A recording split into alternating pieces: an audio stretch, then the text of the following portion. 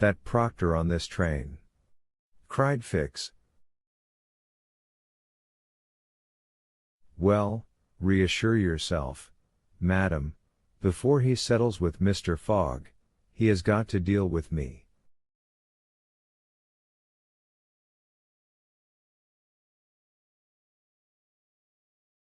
"It seems to me that I was the more insulted of the two.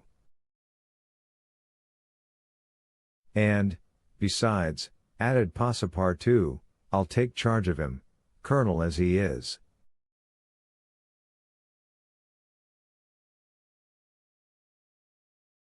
"Mr. Fix," resumed Outa, "Mr. Fogg will allow no one to avenge him."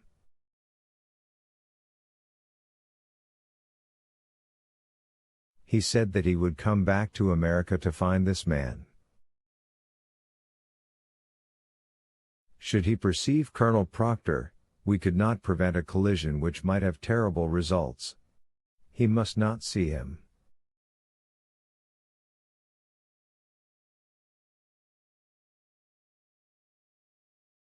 "You are right, madam," replied Fix, "a meeting between them might ruin all."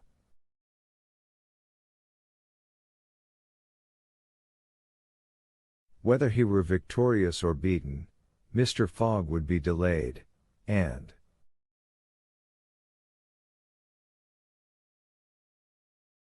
added Passepartout, that would play the game of the gentlemen of the Reform Club.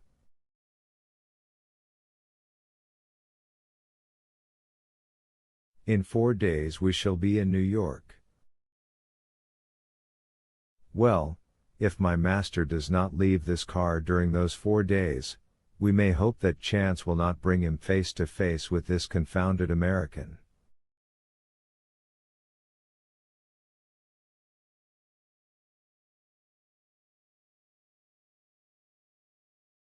"We must, if possible, prevent his stirring out of it." The conversation dropped. Mr. Fogg had just woke up, and was looking out of the window. Soon after Passepartout, without being heard by his master or Outa, whispered to the detective.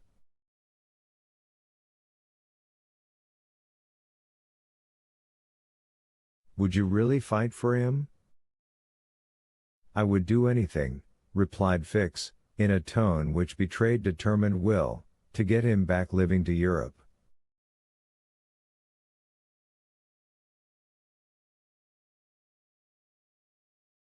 Passepartout felt something like a shudder shoot through his frame, but his confidence in his master remained unbroken.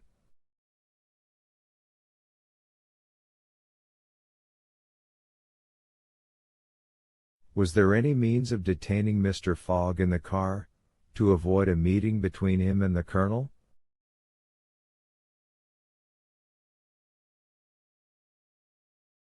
It ought not to be a difficult task, since that gentleman was naturally sedentary and little curious.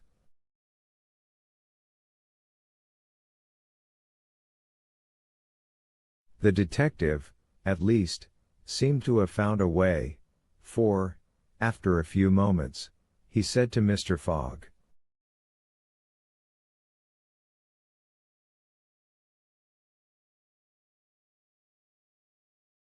"These are long and slow hours, sir, that we are passing on the railway."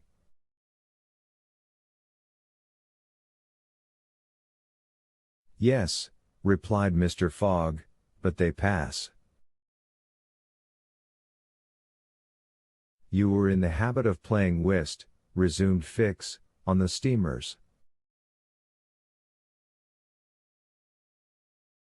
"Yes, but it would be difficult to do so here. I have neither cards nor partners." "Oh, but we can easily buy some cards, for they are sold on all the American trains."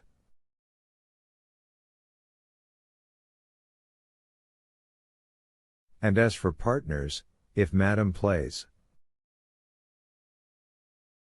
"Certainly, sir," Outa quickly replied. I understand whist. It is part of an English education. I myself have some pretensions to playing a good game. Well, here are three of us, and a dummy. As you please, sir, replied Phileas Fogg, heartily glad to resume his favorite pastime even on the railway.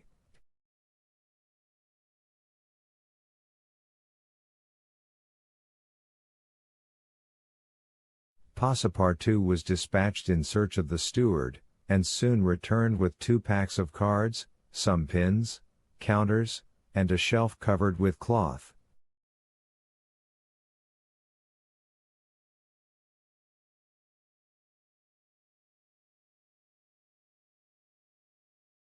The game commenced. Auda understood whist sufficiently well, and even received some compliments on her playing from Mr. Fogg.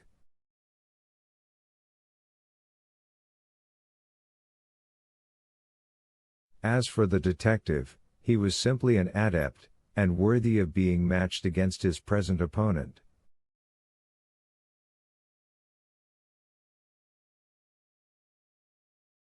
Now, thought Passepartout, we've got him. He won't budge. At 11 in the morning the train had reached the dividing ridge of the waters at Bridger Pass, 7,524 feet above the level of the sea, one of the highest points attained by the track in crossing the Rocky Mountains.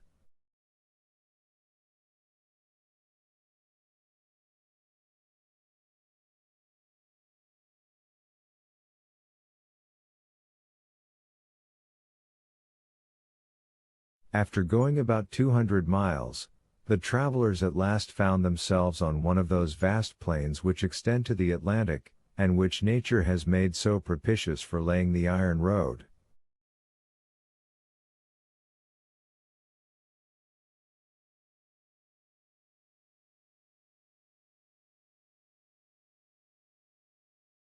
On the declivity of the Atlantic basin the first streams, branches of the North Platte River, already appeared.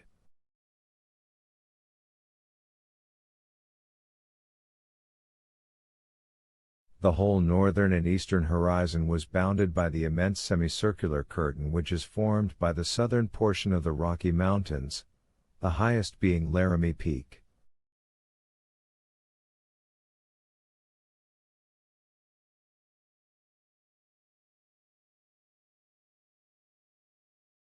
Between this and the railway extended vast plains, plentifully irrigated.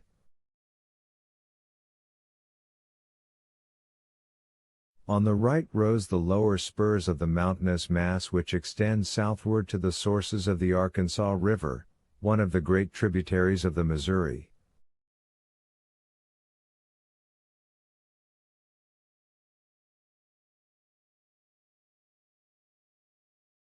At 12:30 the travelers caught sight for an instant of Fort Halleck, which commands that section, and in a few more hours the Rocky Mountains were crossed.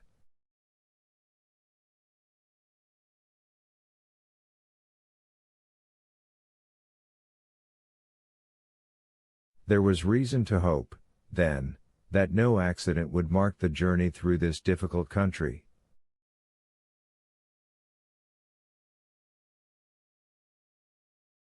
The snow had ceased falling, and the air became crisp and cold.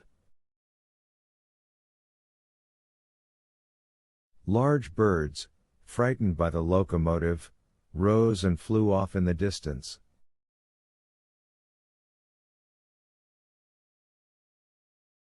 No wild beast appeared on the plain.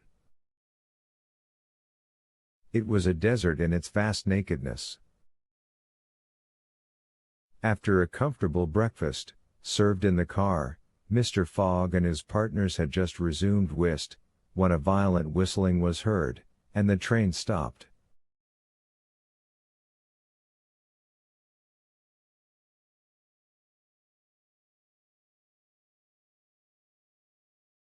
Passepartout put his head out of the door, but saw nothing to cause the delay, No station was in view.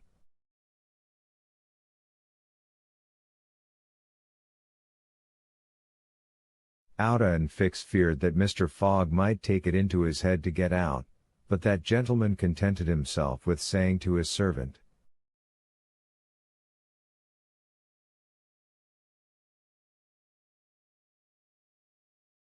"See what is the matter." Passepartout rushed out of the car. 30 or 40 passengers had already descended, amongst them Colonel Stamp Proctor.